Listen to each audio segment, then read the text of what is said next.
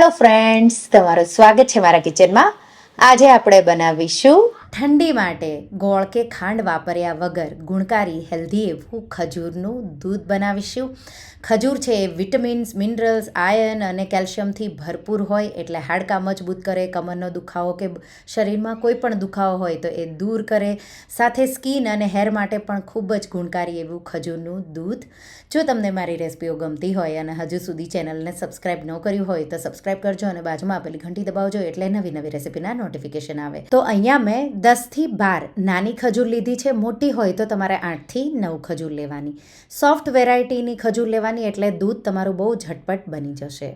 ખજૂરમાંથી આ રીતે આપણે બધા જ ઠળિયા કાઢી રેડી કરી લઈશું અને ખજૂરને આપણે હલકા ગરમ પાણીથી ધોઈ લઈશું. તો ખજૂરના ઠળિયા કાઢી એક બોલમાં લઈ લેવાનું અને એમાં ગરમ પાણી ઉમેરી અને તમારે એકદમ સારી રીતે ખજૂરને ધોઈ લેવાની.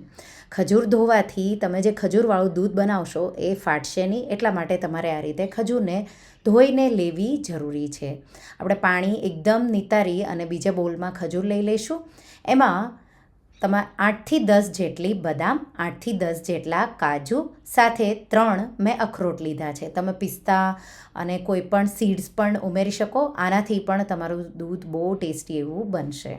સાથે અડધો કપ જેટલું ગરમ દૂધ ઉમેરી અને 10 મિનિટ માટે આપણે એને પલાળવા માટે સાઈડમાં મૂકી દઈશું. તો અહીંયા બદામની છાલ ઉતારવી હોય તો એને પાણીમાં પલાળવાની, હલકા ગરમ પાણીમાં. બાકી બધી સામગ્રીઓ દૂધમાં, એટલે કે ખજૂરની જે સ્વીટનેસ હોય એ દૂધમાં જ રહે, એટલા માટે દૂધમાં પલાળવાનું.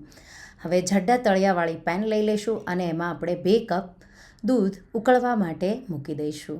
તો ત્યાં સુધીમાં આપણે એલચીનો પાવડર તૈયાર કરી લેશું અને 10 મિનિટ થાય એટલે ખજૂર, કાજુ, બદામ અને અખરોટનું જે મિક્સર છે એ આપણે ઉમેરી દઈશું.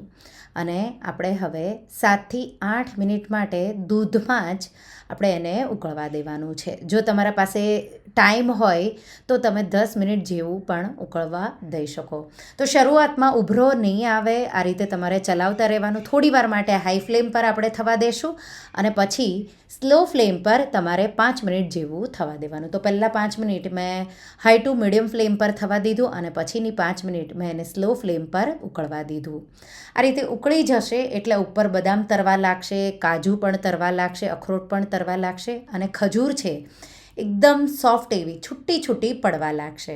અહીંયા જો તમને ગળપણ વધારે જોવે તો 15 જેટલી ખજૂર લઈ શકો, પણ આ મીડિયમ ગળ્યું એવું દૂધ બનશે. તો આ રીતે તમે જોઈ શકો છો હવે ખજૂર છે એકદમ બરાબર રીતે થઈ ગઈ છે. અહીંયા તમારે જો અત્યારે પણ બદામ કાઢી અને બદામની છાલ ઉતારીને ઉમેરવી હોય તો ઉમેરી શકો, પણ હું અહીંયા બદામને એમને એમ જ રાખી રહી છું. હવે ગેસની ફ્લેમ સ્લો કરી દઈશું અને બ્લેન્ડરથી આપણે એને બ્લેન્ડ કરી લઈશું. એટલે આપણું ખજૂરવાળું દૂધ છે એ બની તૈયાર થઈ ગયું. અહીંયા બ્લેન્ડરથી બહુ ઇઝીલી બ્લેન્ડ થઈ જશે. અને લાસ્ટમાં ગેસની આંચ હવે બંધ કરી અડધી ટીસ્પૂન જેટલો એલચીનો પાવડર, તમારે જો થોડો તીખો ટેસ્ટ જોવે તો થોડો સૂંઠનો પાવડર પણ ઉમેરી શકો. અને તમે જોઈ શકો છો થીક એવું, પરફેક્ટ એવું આપણું ખજૂરવાળું દૂધ બનીને તૈયાર થઈ ગયું.